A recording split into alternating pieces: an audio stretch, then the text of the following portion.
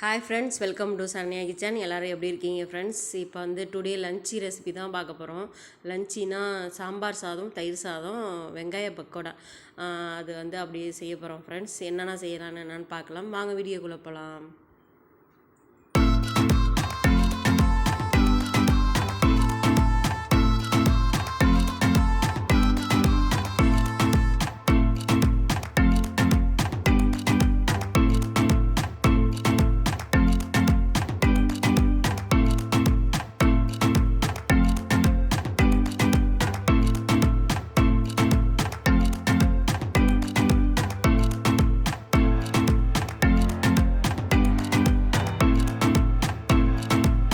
சாம்பார் சாதத்துக்கு அது என்னென்ன தேவையான பொருள் என்னென்னு பார்க்கலாம் ஃப்ரெண்ட்ஸ். இப்போ வந்து துவரம் பருப்பு ஒரு கப்பு எடுத்து வச்சுருக்கேன். நீங்கள் வந்து அரிசி வந்து 1 டம்ளர்னால் அதில் அரை டம்ளர் நீங்கள் எடுத்து வச்சுக்கணும். நான் அளந்தே வச்சுருக்கேன்.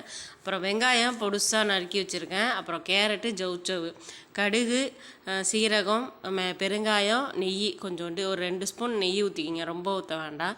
மஞ்சத்தூள், மிளகாத்தூள், எண்ணெய், உப்பு தேவையான அளவு. அப்புறம் வந்து நம்ம கொஞ்சோண்டு ஸ்வீட்டு செய்யலாம் அப்படின்னுக்காக நம்ம வீட்டில் வந்து புதுசாக ஒருத்தவங்க வந்திருக்காங்க. அது வந்து லாஸ்ட்டு வீடியோவில் உங்களுக்கு கொடுக்குறேன், அப்போ பார்த்துக்குங்க. அப்புறம் வந்து கொஞ்சோண்டு தம்பி பசங்க வந்து இது கேட்டாங்க, பக்கோடா கேட்டாங்க. எனக்கு வேறு ஒன்றும் வேண்டாம், பக்கோடா செஞ்சு கொடுங்க அப்படின்ட்டாங்க. அதனால் பக்கோடா போட்டு கொடுத்துட்டேன். 1 டம்ளர் இப்போ அரிசி வச்சுருக்கேன். அரிசி வந்து 1 டம்ளருக்கு, துவரம்பருப்பு ஒரு அரை டம்ளர்.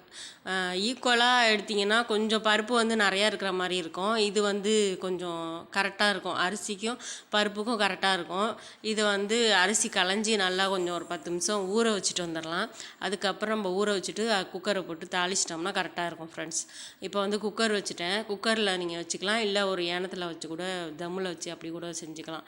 குழவா இருக்கணும் சாதம் வந்து, அதனால தான் நான் குழவா இருக்கிற குக்கரில் வச்சுட்டேன். இப்போ ஒரு 2லேருந்து ஒரு 3-4 ஸ்பூன் எண்ணெய் ஊற்றிக்கலாம். ஏன்னா நெய் வந்து கொஞ்சம் அதிகமாக ஊற்றக்கூடாது, கம்மியாக தான் ஊற்றணும். அதனால் நான் எண்ணெய் வந்து கொஞ்சம் ஜாஸ்தியாக ஊற்றிக்கிறேன். ஒரு 3லேருந்து 4 ஸ்பூன் ஊற்றிக்கிங்க ஃப்ரெண்ட்ஸ். அப்புறம் நெய் வந்து 2 ஸ்பூன் போட்டுக்கணும். இப்போ வந்து கடுகு போட்டுடுறேன். கடுகு ஒரு அரை ஸ்பூனு, சீரகம் ஒரு அரை ஸ்பூனு, ரெண்டுத்தையும் போட்டு மிக்ஸ் பண்ணிவிட்டு கலந்து விட்டுறலாம் ஃப்ரெண்ட்ஸ். சீரகமும் கடுகும் போட்டிங்கன்னா சூப்பராக இருக்கும். கடுகு மட்டும் போட்டிங்கன்னா ஒரு மாரி டேஸ்ட்டு, ஒரு சாம்பார் சாதம் டேஸ்ட்டு வராது. இது போட்டிங்கன்னா நல்லாயிருக்கும். இப்போ வந்து கடுகு, சீரகம் அரை ஸ்பூன் சீரகம் அதையும் போட்டேன் ஃப்ரெண்ட்ஸ். போட்டு நல்லா வதக்கிக்கலாம். வதக்கிட்டு கொஞ்சம் நெய் ஊற்றிக்கலாம். நெய் ஒரு 2 ஸ்பூன் நெய் ஊற்றிக்கலாம். நான் சின்ன ஸ்பூனாக இருக்கிற வாசி கொஞ்சம் கூட எடுத்துருப்பேன் ஃப்ரெண்ட்ஸ். ஏன்னா ஸ்பூன் வந்து அந்த பாட்டிலுக்குள்ளே போகல, மற்ற ஸ்பூன்லாம் இதுதான் கொஞ்சம் போணுச்சு. அதனால் இப்போ ஒரு 2 ஸ்பூனு நெய் ஊற்றிக்கிறேன் ஃப்ரெண்ட்ஸ். நெய் இந்தமாரி இந்த பாத்திரம் இதே மாதிரி தான் இருக்குது இந்த ஸ்பூனு, அதனால் நெய் ஊற்றிக்கிறேன். கொஞ்சம் வந்து நெய் ஊற்றினோன்னா கொஞ்சம் இது பண்ணிடுங்க, உடனே கிண்டி விட்ருங்க. இப்போ வெங்காயம் வந்து நைஸாக அரிஞ்சு வச்சுருக்கேன். பொடுசாக எப்படின்னா சாம்பார் நீட்டாக அறிவோம்ல, அதேமாரி அரிஞ்சிருக்கேன். நல்லா வதக்கிட்டேன், இதுமாரி வதக்கிட்டேன் ஃப்ரெண்ட்ஸ். இப்போ தக்காளி ஒரு 2 தக்காளி எடுத்துருக்கேன், அதையும் போட்டு நல்லா வதக்கிக்கலாம். வெங்காயம் தக்காளியும் நல்லா போட்டு பொன்னிறமாக வதக்கிக்கலாம். நீங்கள் இந்த டயத்தில் வேணால் லைட்டாக ஒரு உப்பு சேர்த்துக்கலாம், சீக்கிரம் வதங்கும். உப்பு போட்டிங்கன்னா கொஞ்சம் லைட்டாக வதங்கும், அதனால் கொஞ்சம் லைட்டாக உப்பு போட்டிருக்கேன். உப்பு போட்டிருக்கலாம், நீங்கள் வேணால் போட்டுக்கங்க, நான் போடலை. ஏன்னா வந்து நான் வந்து சாப்பாடோடு சேர்த்து போட்டோம்னா இது பண்ணிக்கலாம் அப்படின்னுக்காக நான் சாப்பாடோடு சேர்த்து போட்டுக்கிறேன். நீங்கள் வெங்காயம் தக்காளி வதங்கிறதுக்காக லைட்டாக ரவுண்டு ஒரு சிட்டிகை உப்பு போட்டுக்குங்க.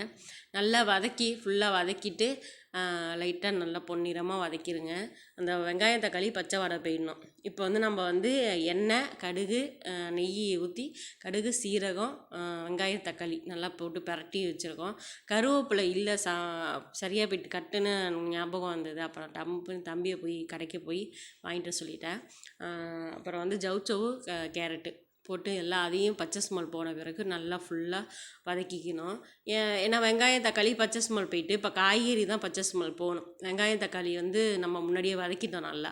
இப்போ ஜவுச்சவு கேரட்டு போட்டிருக்கேன்னா அது வந்து நல்லா வதக்கி இந்த பச்சை ஸ்மெல் போட்டோம். பச்சை ஸ்மெல் போன பிறகு நல்லா நம்ம மஞ்சத்தூள், மிளகாத்தூள் போட்டு நல்லா வதக்கிட்டு நம்ம தண்ணி ஊற்றிக்கலாம். தண்ணி வந்து நீங்கள் எப்படின்னா அரிசி வந்து 1 டம்ளர், பருப்பு அரை டம்ளர்னால் 5-6 டம்ளர் தண்ணி எடுக்கணும். ஏன்னா அப்போ தான் கொஞ்சம் நல்லா சாப்பிட்றதுக்கு குழவா இருக்கும், சாப்பிடவும் நல்லாயிருக்கும். நான் 1க்கு ஒரு 5 டம்ளர் தண்ணி ஊற்றிருப்பேன். நம்ம நார்மலாக சாதத்துக்கு வந்து 1க்கு 3 ஊற்றுவோம், இதில் வந்து 1க்கு 5 ஊற்றுங்க, அப்போ தான் நல்லாயிருக்கும் சாதம். இப்போ வந்து பெருங்காயம் ஒரு 1/2 ஸ்பூன் பெருங்காயம் போட்டுக்கிறேன். பெருங்காயம் வந்து கொஞ்சம் கூடவே போட்டுக்கலாம் ஃப்ரெண்ட்ஸ். ஒரு 1/2 ஸ்பூனு பெருங்காயம் போட்டிருக்கேன். பெருங்காயம் போட்டு நல்லா வதக்கி இது பண்ணிக்கிங்க. நல்லா ஃபுல்லாக வதக்கி இது பண்ணிடுங்க. ஃபுல்லாக நல்லா வதக்கிட்டு அதுக்கப்புறம் நம்ம இது பண்ணிக்கலாம். அதுக்கப்புறம் மஞ்சத்தூள் ஒரு சிட்டிகை கொஞ்சமாக போட்டுக்கணும், ரொம்ப போட்டுக்க வேணாம். கொஞ்சமாக போட்டு நல்லா வதக்கிக்கலாம். மஞ்சத்தூள், மிளகாத்தூள் ஒரு, ஏன்னா இதில் பச்சை மிளகா சேர்க்கலை, பச்சை மிளகாவே தேவையில்லை, இது சேர்க்கக்கூடாது சாம்பார் சாதத்துக்கு. ஒரு 3 ஸ்பூனு நான் மிளகாத்தூள் போட்டிருக்கேன். காரம் வந்து நாங்கள் கம்மியாக சாப்பிடுவோம், அதனால் ரொம்ப காரம் போடலை, லைட்டாக தான் காரம் சேர்த்துருக்கேன். நீங்கள் வேணால் காரம் சாப்பிட்ற மாதிரி இருந்தீங்கன்னா ஒரு ஸ்பூன் எக்ஸ்ட்ரா சேர்த்துக்கலாம், 4 ஸ்பூனாக சேர்த்துக்கலாம். நாங்கள் காரம் கம்மியாக சாப்பிடுவோம், பசங்களும் அவ்வளோவா சாப்பிட மாட்டாங்க, அதனால் வந்து காரமும் கம்மியாக சாப்பிட்டுக்கிறோம். இப்போ 3 ஸ்பூனு நல்லா போட்டு வதக்கி நல்லா இது பண்ணிட்டேன், மிளகாத்தூள் வதக்கிட்டேன். தண்ணி வந்து நான் இப்போ 1க்கு 5 டம்ளர் தண்ணி எடுத்துக்கிறேன். நல்லா வதக்கிடும், அதுக்காக கொஞ்சம் நேரம் வச்சுட்டேன், அப்படியே கொஞ்சம் நல்லா வதங்கட்டும்னு. வெங்காயம் தக்காளிலாம் நல்லா வதங்கிட்டு காய்கறிலாம் நல்லா வதங்கிய பிறகு போட்டுக்கலாம். இப்போ தண்ணி வந்து 1க்கு 5 டம்ளர், அந்த டம்ளர் நான் எடுத்ததில் 5 டம்ளர் எடுத்துருக்கேன் தண்ணி. நல்லா வதக்கிட்டு ஃபுல்லாக வதக்கணும் ஃப்ரெண்ட்ஸ். வதக்கி ஃபுல்லாக முடிச்சுட்டு மிளகாத்தூள் எல்லாம் போட்டாச்சு, மிளகாத்தூள், மஞ்சத்தூள், பெருங்காயம் எல்லாம் போட்டாச்சு. நீங்கள் குக்கர்லேயே அப்படியே எல்லாத்தையும் போட்டு ஒரே 3-4 விசில் வச்சிடலாம், அப்படியே போட்டு செஞ்சிடலாம் ஃப்ரெண்ட்ஸ். இப்போ வந்து நல்லா வதக்கணுன்னா ஒரு தேவையான அளவு உப்பு எவ்வளோ தேவையோ அதுக்கு தகுந்தாப்புல போட்டுங்க உப்பு. நான் எனக்கு தேவையான அளவு உப்பு போட்டுக்கிறேன், நீங்கள் உங்களுக்கு தேவையான அளவு உப்பு போட்டுங்க. சில பேர் அரை உப்பு சாப்பிடுவாங்க, சில பேர் ஃபுல்லாகவே உப்பு சேர்த்துப்பாங்க. நாங்கள் கம்மியாக தான் சேர்த்துப்போம், அதனால் உப்பு வந்து எங்களுக்கு தகுந்தாப்புல நாங்கள் போட்டுக்கிறோம். நீங்கள் உங்களுக்கு எப்படி டேஸ்ட்டுக்கு தகுந்தாப்புல நீங்கள் உப்பு போட்டுங்க, தேவையான அளவு உப்பு. கருவேப்பிலை தம்பி வாங்கிட்டு வந்துட்டான், அதை இப்போ போட்டேன். அது கொஞ்சம் வாங்குறதுக்கு லேட் ஆகிட்டு, அதனால் வதக்கணும். நீங்கள் வதக்கும் போதே நம்ம வெங்காய தக்காளி வதக்குறோம்ல, அப்போயே நீங்கள் போட்டு நல்லா வதக்கிடுங்க.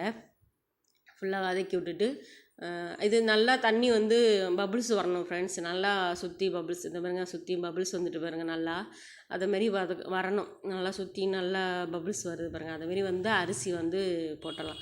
நீங்கள் தலபலன்னு கொதித்த பிறகு கூட அரிசி போடலாம். நான் லைட்டாக மேலே சுற்றி இந்த பபுள்ஸ் வருது பார்த்தீங்களா, அதேமாரி நான் அப்படி போட்டேன். கொதிக்க விடணும் இதில் அப்படியே போட்டேன். இப்போ அரிசி தேவையான அளவு அரிசி எடுத்துக்கோமா, அதை எடுத்து பருப்பையும் போட்டு நல்லா போட்டுட்டு நல்லா வதக்கின பிறகு நம்ம கிண்டி விட்ருங்க, ஒரு தடவை கிண்டி விட்டுட்டு அதுக்கப்புறம் நம்ம வந்து குக்கரை மூடி வச்சுட்டு ஒரு 4 விசில் விட்டால் போதும் ஃப்ரெண்ட்ஸ். உங்களுக்கு குழவா வேணும்னா 5 கூட விட்டுக்கலாம். நான் வந்து சும்மா நார்மலாக இருக்கணும், அதுலேயே வந்து குழவா வந்துடும். ஏன்னா அரிசி வந்து கம்மியாக தான் சேர்த்துருக்கேன்னா, நான் 3 பேருக்காக கம்மியாக சேர்த்துருக்கேன். நீங்கள் வந்து கொஞ்சம் கூட போயிருந்தீங்கன்னா தண்ணி சேர்த்து நிறையா சேர்த்துக்குங்க, விசிலும் கூட விட்டுக்குங்க. ஒரு 5-6 விசில் கூட விட்டுக்கலாம். இப்போ வந்து நல்லா கிண்டி விட்டேன் ஃப்ரெண்ட்ஸ். நல்லா உப்பு இப்போலாம் மூடி வச்சுட்டேன், குக்கரை மூடி வச்சுட்டு வெயிட்டை போட்டுட்டு அதுக்கப்புறம் நம்ம ஸ்டீம் அடங்கின பிறகு பார்க்கலாம் ஃப்ரெண்ட்ஸ். வெயிட்டையும் போட்டேன், குக்கர் ஸ்டீம் அடங்கின பிறகு பார்க்கலாம் ஃப்ரெண்ட்ஸ். விசிலு வந்துட்டு ஸ்டீம் அடங்கணுன்னு பார்க்கலாம். இப்போ அடுத்தது வந்து தயிர் சாதத்துக்கு இது பண்ணியிருக்கேன் ஃப்ரெண்ட்ஸ். பாயசம் வச்சுருக்கேன், பாயசத்துக்கு வந்து பால் போட்டிருக்கேன். தயிர் சாதம் வந்து இந்த அடுப்பில் வச்சுட்டேன், தயிர் சாதத்துக்கு சின்ன குக்கரில் வச்சுட்டேன். நான் அது காமிக்கல, டம்ளரில் அப்படியே போட்டு நான் ஒரு டம்ளர் இதை எடுக்கும் போது அரிசி சாம்பார் சாதத்துக்கு எடுக்கும் போது இதுவும் சேர்த்து எடுத்துட்டேன் ஃப்ரெண்ட்ஸ். இதுக்கும் தயிர் சாதத்துக்கும் சேர்த்து. இப்போ பாயசத்துக்கு பால் காய்ச்சிக்கிறேன், அப்புறமா வேணால் அந்த பால் காய்ச்சின பிறகு போட்டு பாயசத்துக்கு போட்டு இது போட்டு நல்லா ஃபுல்லாக பால் காய்ச்சி இது பண்ணிக்கலாம் ஃப்ரெண்ட்ஸ். நீங்கள் எதுக்கு தேவையான அளவு எப்படி வேணுமோ எடுத்துக்கோங்க. நான் பாயசம் வந்து ஸ்வீட் இருக்குன்னா அதை சொல்லிடணும் முன்னாடியே, நம்ம வீட்டுக்கு ஒரு விருந்தாடி வந்திருக்காங்க, அதனால தான் எடுத்தேன் ஃப்ரெண்ட்ஸ். அவ்வளோதான் ஃப்ரெண்ட்ஸ். இப்போ வந்து இது ஸ்டீம் அடங்கட்டும், விசில் வந்து ஸ்டீம் அடங்கட்டும் பார்க்கலாம் ஃப்ரெண்ட்ஸ். இப்போ விசில் வருது ஃப்ரெண்ட்ஸ், விசில் வந்து இது பண்ணிகிட்ருக்கு. இந்த அரிசி வந்து தயிர் சாதத்துக்கு கொஞ்சம் தண்ணி கூட வச்சுட்டோம்ல இருக்குது, ஏன்னா கரெக்டாக தான் வச்சேன். ஒரு டம்ளருக்கு 4 தண்ணி வச்சேன், கொஞ்சம் குழவா இருக்கணும்ல தயிர் சாதத்துக்கு, அதனால் கூட வச்சேன்.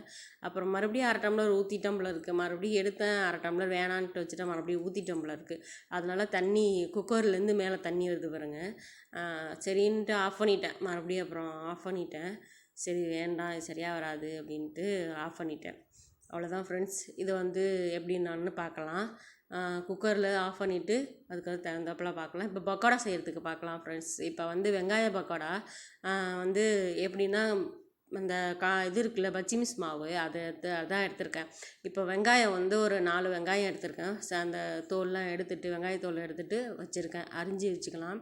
இப்போ பக்கோடாவுக்கு வந்து நம்ம பச்சி மிஸ் மாவு இருக்குது பார்த்திங்களா, அதுதான் எடுத்திருக்கேன். மாவு கலந்துருக்கோம்ல அதை தான் எடுத்திருக்கேன். அப்படியே போட்டு எல்லாத்தையும் ஒரு பாக்கெட்டு அதையும் போட்டு செஞ்சிடறேன் ஃப்ரெண்ட்ஸ். ஃபுல்லாக போட்டு ஒன்று போட்டு நல்லா போட்டு மிக்ஸ் பண்ணிக்கலாம். வெங்காயமும் கருவேப்பிலை உப்பு, அதில் உப்பு இருக்கும், நம்ம வேணும்னா போட்டுக்கலாம், வேணான்னா ஸ்கிப் பண்ணிக்கலாம். வேண்டான்னா விட்டுருங்க. நான் வந்து உப்பு போடல, ஏன்னா மாவுலேயே இருக்கும், கரெக்டாக இருந்துச்சு, மாவுலேயே போட்டப்போ கரெக்டாக இருந்தது, அதனால் விட்டுட்டேன் அப்படியே. இப்போ வந்து கருவேப்பிலை கழுவிட்டு ஒரு 2 கொத்து கட் பண்ணிக்கலாம். அப்படியே கத்திரிக்கோலை வச்சு சின்ன சின்னதாக பொடிசாக கட் பண்ணிக்கலாம். அப்போ தான் பசங்க சாப்பிட்றப்ப கரெக்டாக இருக்கும். இல்லைனா எடுத்து வச்சுருவாங்க, முழுசாக போட்டிங்கன்னா கரெக்டாக எடுத்து வச்சுருவாங்க, கட் பண்ணால் தெரியாது. அதனால் சின்ன சின்னதாக பொடிசாக அப்படி கட் பண்ணிட்டேன். அப்புறம் வெங்காயம் சின்ன சின்னதாக பொடிசாக நான் கட் பண்ணிட்டு வரேன் ஃப்ரெண்ட்ஸ். கட் பண்ண பிறகு போட்டுக்கலாம் அதில். இப்போ வந்து ரெடி பண்ணி இது பண்ணிட்டேன். அது பாயசத்துக்கு வந்து வெந்நீர் கொதிக்குது, தண்ணி கொதிக்குது, வச்சுருக்கேன். அதை பாயசத்துக்கு வச்சுருக்கேன். பாயசம் கொஞ்சோண்டு செய்யலாம் அப்படின்ட்டு செஞ்சேன் ஃப்ரெண்ட்ஸ். ஃபஸ்ட்டு வந்து சாம்பார் சாதமும் தயிர் சாதம் பக்கோடா தான் கேட்டாங்க. வேறு ஒன்றும் காய்கறியெல்லாம் சுத்தமாக தொடவே மாட்டாங்க. காய்கறி இந்த பொரியலோ அவியலோ எதுவுமே சாப்பிடவும் மாட்டாங்க. இதை மாதிரி எண்ணெய் ஐட்டம் வத்தை அதுமாரி பொரிச்சு கொடுத்தீங்கன்னா வத்தை அந்த கார்ன்ஃப்ளவர் பக்கோடா அந்த பச்சி அதெல்லாம் அதுமாரிலாம் ஐட்டம்லாம் சாப்பிடுவாங்க.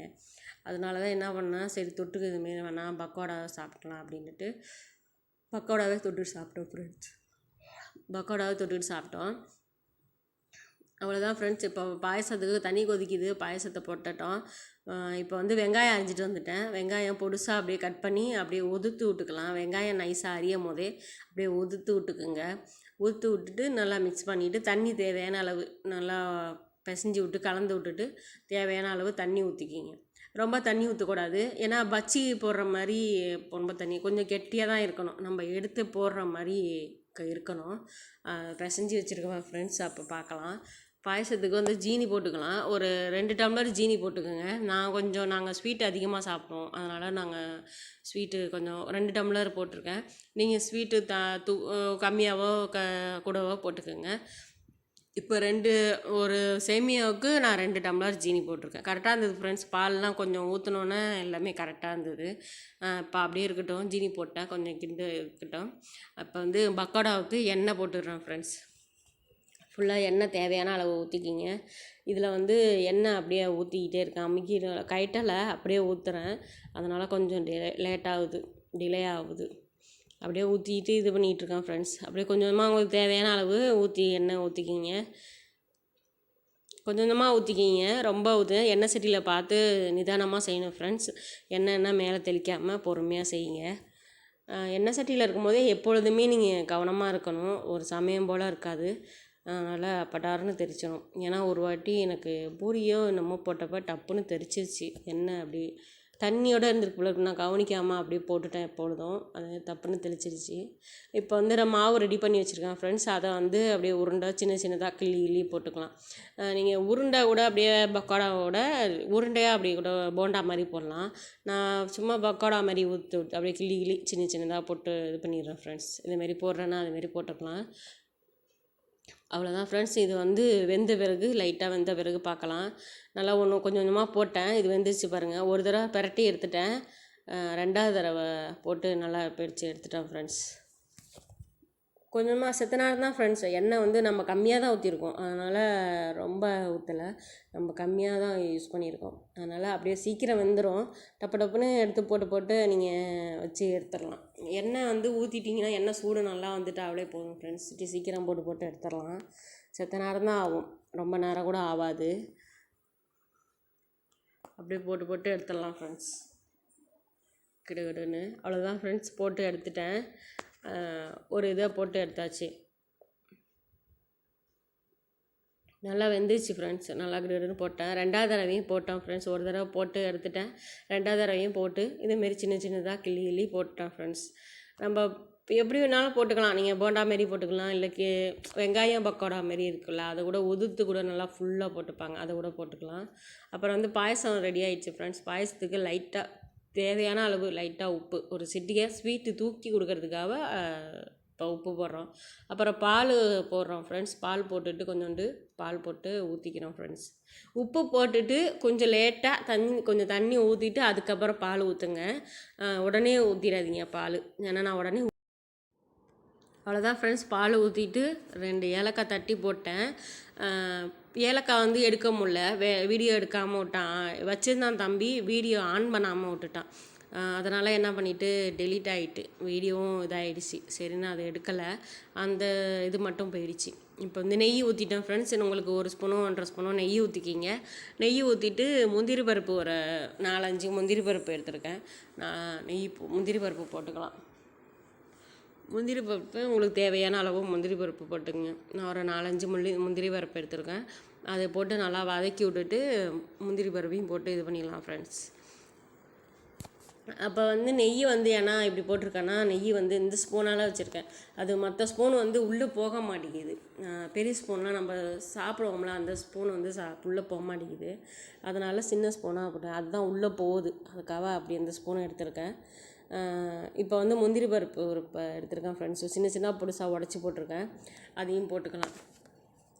அதையும் உடச்சி நல்லா கிண்டி விட்டு நல்லா ஃபுல்லாக போட்டுக்கலாம் ஃப்ரெண்ட்ஸ். நீங்கள் வந்து நல்லா லைட்டாக கலர் வேணும் அப்படின்னா இந்த கரெக்டாக போட்ட செகண்ட் ஒரு 5 நிமிஷத்தில் எடுத்துருங்க. 2 செகண்ட் கூட எடுத்துடலாம், 5 நிமிஷம் கூட தேவையில்ல, 2 செகண்ட் கூட எடுத்துடலாம்.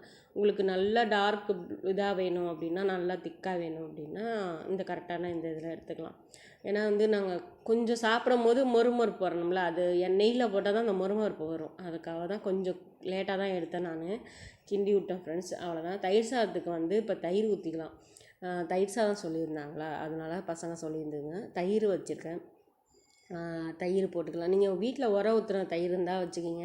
அன்றைக்கி வந்து தயிர் உர ஊற்றலை நான், ஏன்னா தயிரில் வந்து எறும்பு வந்துடுது, அட்டகாசமானது எறும்பு. நான் ஒன்றும் வைக்க முடியல ஃப்ரெண்ட்ஸ், சாதமோ மோரோ எதுவுமே வைக்க முடியல, எறும்பு அவ்வளோ அட்டகாசம் வருது. அதனால் இப்போ என்ன பண்ணுறது, முன்னாடியே என்ன பண்ணுறது, எறும்பு வரதுக்கு முன்னாடியே தண்ணியில் வச்சிடுறது. சாப்பாடோ இல்லை மோரோ எல்லாத்தையும் அடியில் ஒரு பாத்திரத்தை வச்சு தண்ணி பிடிச்சி அது உள்ளே வச்சுருவேன். இப்போ அதனால் கொஞ்சம் எறும்பு வராமல் நாங்கள் சேஃப்டி பண்ணி வச்சுருக்கோம். இப்போ வந்து மோர் ஊற்றிட்டேன், நல்லா கலந்துட்டேன். சாதம் வேக வைக்கும் போது அதிலே உப்பு போட்டுட்டேன், அதனால் உப்பு நான் போடலை. இப்போ வந்து தயிர் ஊற்றிட்டு உங்களுக்கு ஒரு டம்ளர் தயிர்னால் 1.5 டம்ளர் பால் எடுத்துக்கோங்க. அப்போ தான் உங்களுக்கு வந்து கிளைமேட்டு நம்ம வெயிலாக இருக்குது, அதனால் ஒன்றும் பிரச்சனை இல்லை. வெயில் மானம் அப்பாவும் அப்படி கிளைமேட் மாறி வருது. அதனால் பசங்களுக்கு பிள்ளைங்களுக்கு அப்படிலாம் சளி பிடிக்கவோ இல்லை ஒரு மாதிரி இருக்கும். அதனால் பிள்ளைங்களுக்கு என்ன பண்ணுறீங்க, இந்த கிளைமேட் வெயில் அடித்தா கொடுக்கறது ஈஸியாக இருக்கும்.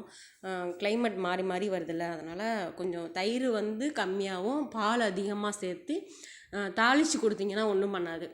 கடுகு, கருவேப்பிலை, இஞ்சி, பச்சை மிளகா அதெல்லாம் போட்டு கொடுத்தீங்கன்னா ஒன்றும் செய்யாது. பச்சை மிளகா நான் போடல, இஞ்சி வந்து கொஞ்சம் லைட்டாக ரொம்ப போடல, துளியோண்டு தான் போட்டேன். அப்படியே போட்டு எல்லாத்தையும் வதக்கி எண்ணெய் ஊற்றி தாளிச்சிட்டேன் ஃப்ரெண்ட்ஸ். தாளித்து மோரையும் ஊற்றி நல்லா தாளித்து விட்டுட்டேன், நல்லா கிண்டி விட்டேன் ஃப்ரெண்ட்ஸ். இப்போ வந்து கிண்டி விட்டு ஃபுல்லாக பண்ணிட்டேன். இப்போ வந்து இந்த சாம்பார் சாதம் எப்படி வந்திருக்குன்னு பார்க்கலாம். ஸ்டீம் அடங்கிட்டு நல்லா இதாகிடுச்சு. நல்லா கிண்டி விட்டுக்குங்க. அடியில் வந்து வெந்திருக்கும், மேலே வந்து அப்படியே நம்ம எப்பொழுதும் பிரியாணிலாம் சாப்பிட்டு இது பண்ணோம்ல அப்படி இருக்கும் அந்த மேலே. நல்லா கிண்டி விட்டுட்டு இது பண்ணிட்டீங்க. எப்படி இருக்கு பாருங்க, சூப்பராக இருக்குது பாருங்க, நல்லா டேஸ்ட்டாக இருக்கும் ஃப்ரெண்ட்ஸ். சூப்பராக இருந்தது. அதுவும் தயிர் சாதம், சாம்பார் சாதம், பக்கோடா வச்சு சாப்பிட்டோம் வச்சிங்கன்னா சுட சுட சூப்பராக இருந்தது. சாப்பிடவும் நல்லா இருந்துச்சு ஃப்ரெண்ட்ஸ். நீங்கள் ட்ரை பண்ணி பாருங்கள் ஒரு வாட்டி, நல்லா இருந்தது ஃப்ரெண்ட்ஸ். அவ்வளோதான். நல்லா கிண்டி விட்டு நல்லா இது பண்ணிட்டீங்கன்னா சூப்பராக இருக்கும் ஃப்ரெண்ட்ஸ். எப்படி இருக்கு என்னன்னு செஞ்சு பார்த்துட்டு சொல்லுங்கள் ஃப்ரெண்ட்ஸ். ஹாய் ஃப்ரெண்ட்ஸ், இப்போ வந்து லஞ்சு ரெடி ஆகிடுச்சு ஃப்ரெண்ட்ஸ். சாம்பார் சாதம், தயிர் சாதம், பக்கோடா, சாம்பார், அது பாயசம். நம்ம வீட்டில் ஒன்றும் ஸ்பெஷல் இல்லை ஃப்ரெண்ட்ஸ். இப்போ வந்து இது என்னென்னா சாம்பார் சாதம் வந்து சும்மா செய்யலாம் அப்படின்னுக்காக செஞ்சேன் ஃப்ரெண்ட்ஸ்.